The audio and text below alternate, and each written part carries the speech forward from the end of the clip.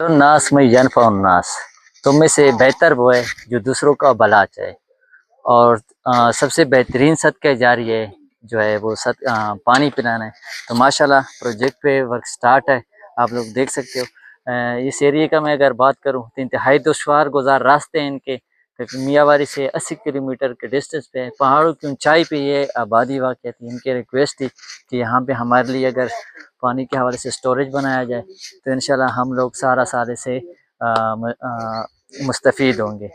تو اہل علاقہ کی ریکویسٹ پہ یہاں پہ انشاءاللہ سٹوریج بننے جا رہا ہے، آپ لوگ دیکھ سکتے ہیں کہ ورک اس پہ سٹارٹ ہے۔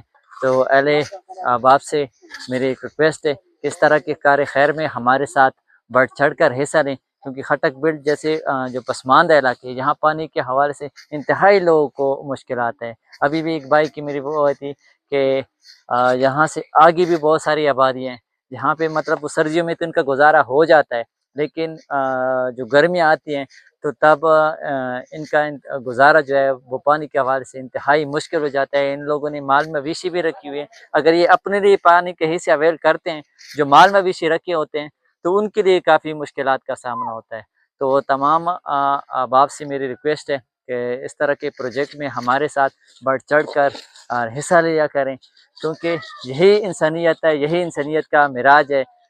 جیسا کہ میں نے پہلے ہی کہا کہ خیر الناس میں ینفع الناس، تم میں سے بہتر وہ ہے جو دوسرے کا بھلا چاہے۔